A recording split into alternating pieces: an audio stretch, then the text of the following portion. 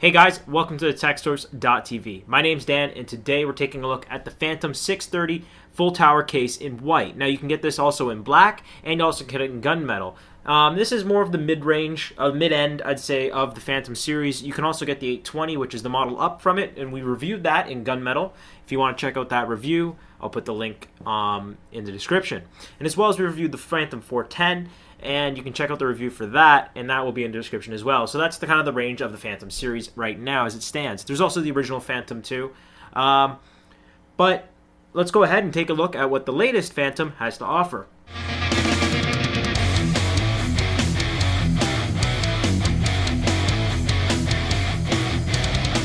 So we're going to take a look at the exterior of the Phantom. So as you can see here, we have a white Phantom, and it's classic Phantom styling with the big vents and side vents and things like that, and an angular front. Now I'm going to show you the door. The door is held in magnetic force and reveals 4 DVD drives, and it also reveals a SD slot with the Phantom logo there and NZXT branding. We have the 4 toolless covers with a mesh grill. And they are also easily removable, and I'll show you that in just 2 seconds. So you just kind of move the clip and it pops right out, and you can easily put it right back in once it is removed. So there we go.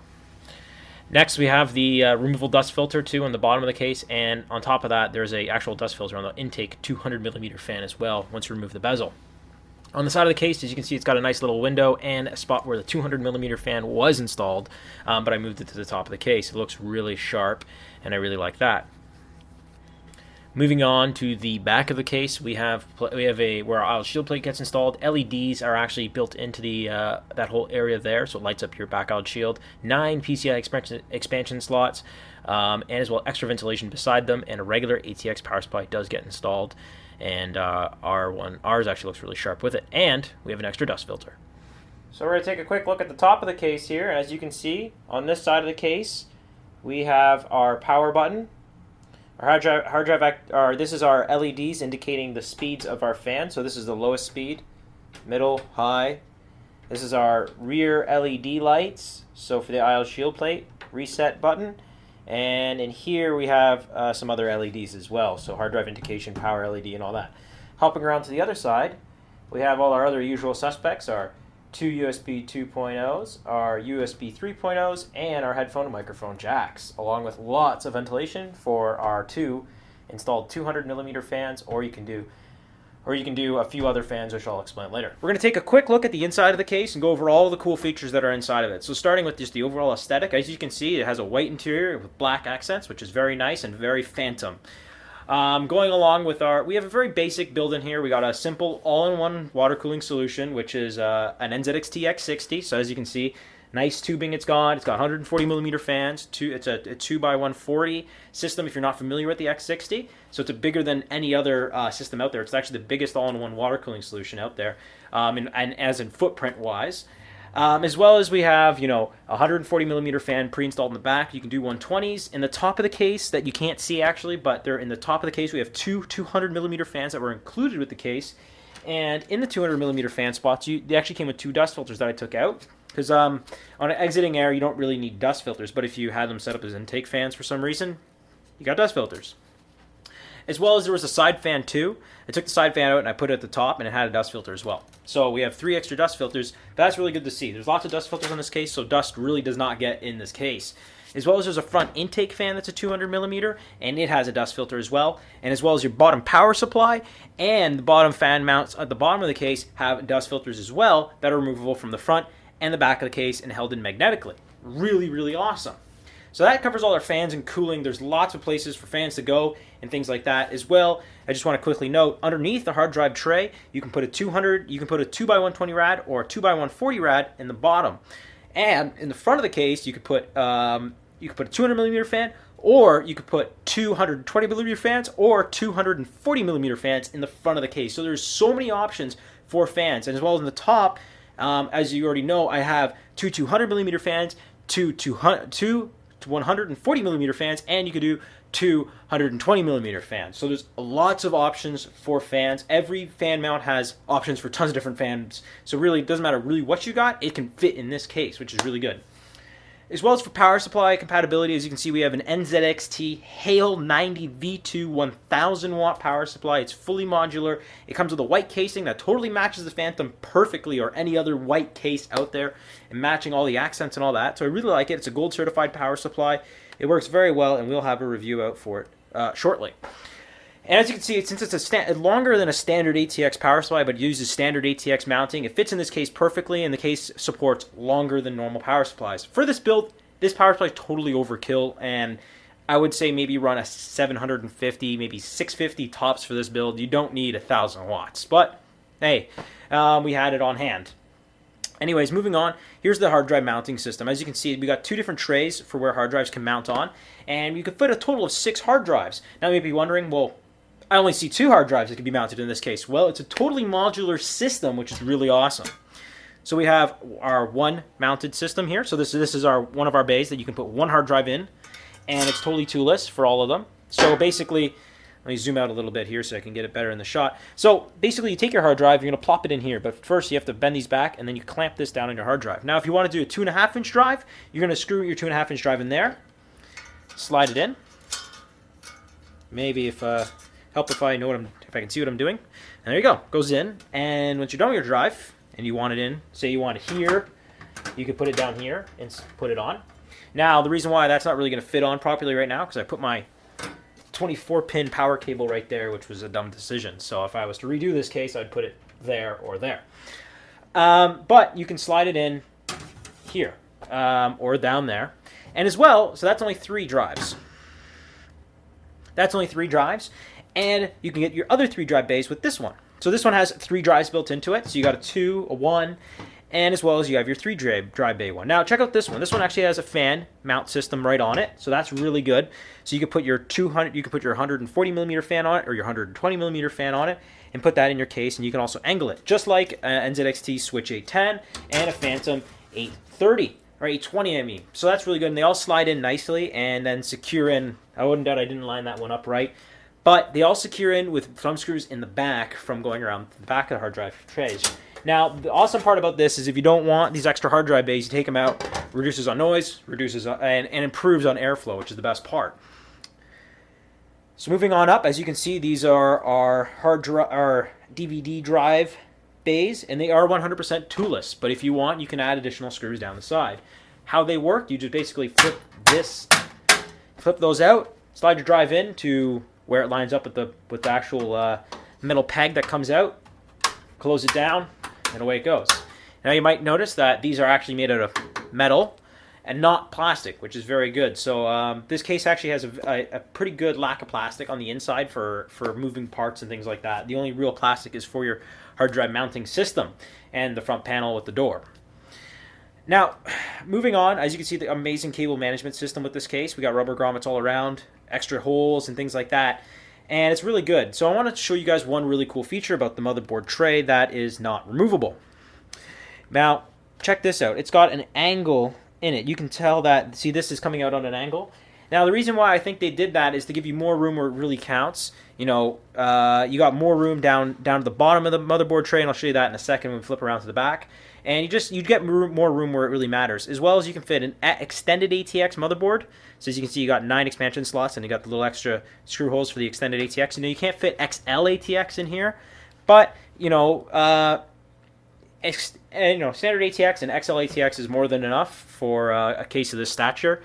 And you can still make some pretty awesome builds in here. So that's the interior of the case. It looks really good, and it's well laid out. Back of the motherboard tray, pretty much where you spend 90% of your time when you're actually putting a PC together, because you're running all your cables and trying to make the front of it look nice so you don't see the cables. So you're sitting back here running all the cables, making it look good.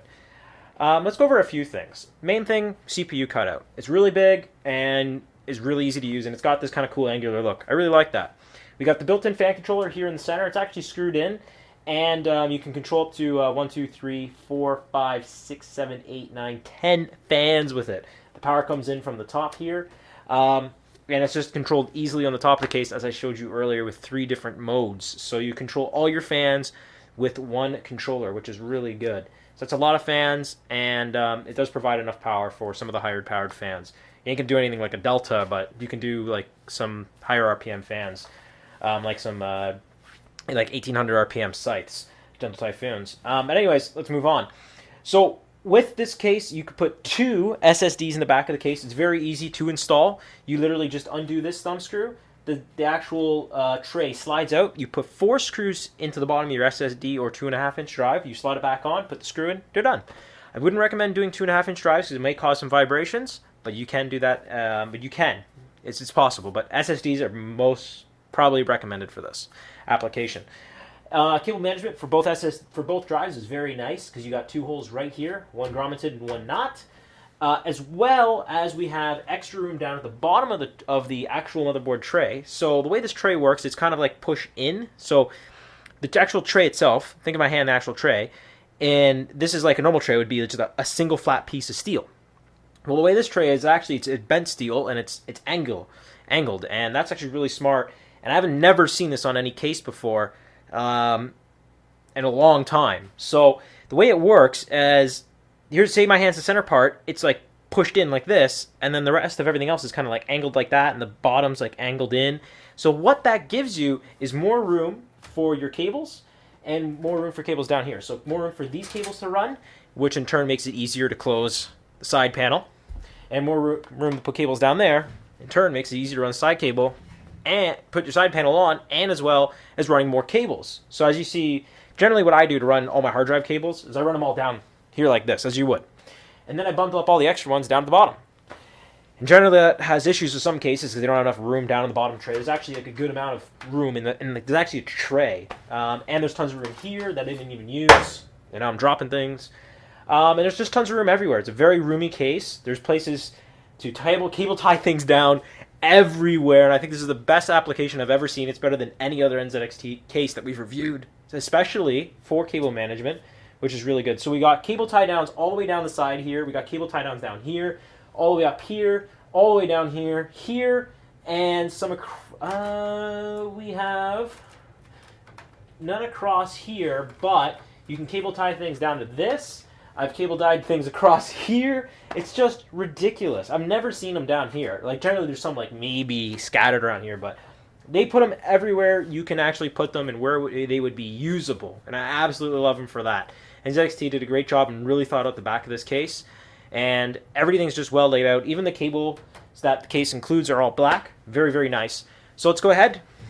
Our final test for the back of the case is, can you put the side panel on? Oh, and the flex. That was like a big shake. But anyways, not much flex to it. There's pretty much nothing. Nothing, actually. So let's put the side panel on. To put the side panel on a Phantom, which is pretty much the same as the 820 and a Switch 810, is put it on the angle like that. It closes on like that. As you can see, these side panels don't really hold on by themselves without screws. They like to fall off and rattle about. So I'll put one screw in at the top. See it, make sure I got it lined up. Yep. All right, so we're lined up. And we put I didn't even fully tighten the screw. Put the other one in. And as you can see, there's a bit of bulge at the bottom of the case. There's a bit there, but that's just because of the cables. But still, that was very simple to put the actual case panel on. It's not like I need a lot of pressure to actually close the case. And once I put the screw in and push it on and tighten it just by hand, there's no bulging anywhere else. The panel is completely flat and flush with the rest of the case. So that means it was a well-designed back panel. There's more than enough room for my basic setup. And if you're going to do something crazy with Crossfire or whatever, and a bazillion hard drives, there's more than enough room there for that. So let's do a bit of wrap-up. The Phantom 630 is the mid-range. I'd say it's in the middle of all the Phantoms. You got the 410, which is the baby Phantom. It's a mid-tower. You got the original Phantom, which I don't think you can buy anymore. But it came in lots of cool colors, and I still have a few friends that have them. So I would like, and I have a friend that has a 410. What I kind of want to do, because we still have our 820, and I want to get all our Phantoms together and take a picture of them, and I'll post it on our Facebook page if we can do that. If I can still get all the Phantoms together. We have every generation of Phantom. So that's really cool. But anyways, besides us being big fans of the Phantom series of cases, I think they look really awesome. They're, really different in styling-wise. So besides them, a lot of people rag on them because they're plastic. They got plastic tops and fronts. They're actually really good plastic fronts. The front door is held in magnetics, and it's really good. It's actually a really high-quality door. And it's a really nice case, and it's really solidly built. It's fully steel construction, which is good. Now, with the Phantom, let's just go over some things I really liked about it. Now, I love the motherboard tray and how it actually is and the way it's all kind of like bent the way it is. It's like angled, and you got lots of room behind the motherboard tray with that. It's super easy to install stuff. The modular drive bays are really good. Dust filters are something I really love about this case.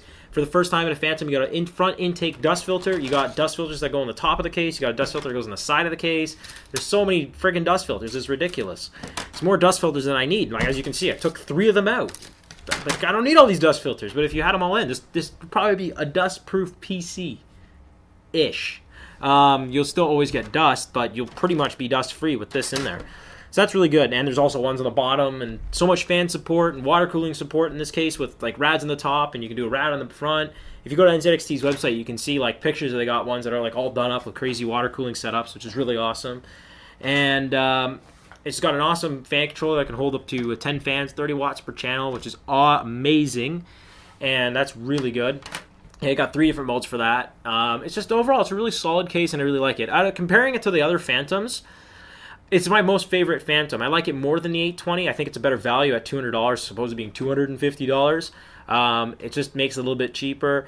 And the things that they changed for this one, it's not even the same case. You know, you'd think maybe this is more of a value Phantom. So they'd take some of the features out, like the hue, which they did, and some of the other things too. But actually, with this Phantom, it's actually based on an entirely different chassis. It's completely different. The 820 is very similar to a Switch 810, and this case is completely different. And I absolutely love this chassis. Now, if they made a version of it that's very similar to a Switch 810, and they call it like a Switch 630 or something like that, I would instantly switch my case. I love the actual insides of this case. It's very well thought out, and space is well used, and it's super easy to build in. So that's really good. So anyways, guys, this is an amazing case, and I really, really like it. So with awesome water cooling support with 3x120 radiators and a 2x120 radiator in the front, you can do up to 6 hard drives and a whole bunch of stuff and tons of room behind the motherboard tray. It's a really good case, and it comes in at a good price, too, for full tower cases as well. It does get a bit heavy when you do load it up, but that's pretty normal. So anyways, guys, if you did like this video, and I really like this Phantom, it's my favorite one out of all of them. So if you are looking for a Phantom, we recommend that you buy a 630 over all the rest of them. If you're looking for a full tower, definitely check this one out. It's one to look for. In white, it actually looks really good. I've seen their gunmetal color. It looks good too. And matte black will be nice.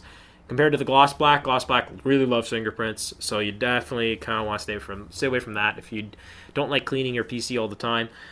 So that's really good. So if you guys looking for a Phantom, the 630 is one to check out. And we'll see you guys next time on TechSource.tv. Please remember to subscribe to our channel if you found this video informative and you want to see other reviews and things like that we post. Definitely subscribe to this channel. If you did like this video, just give it a thumbs up and like it. That helps us out a lot. And as always, guys, stick around and check out more TechSource videos. For any info of the actual case, and you want to find any more info, check out NZXT's website, and the link for that is in the description below.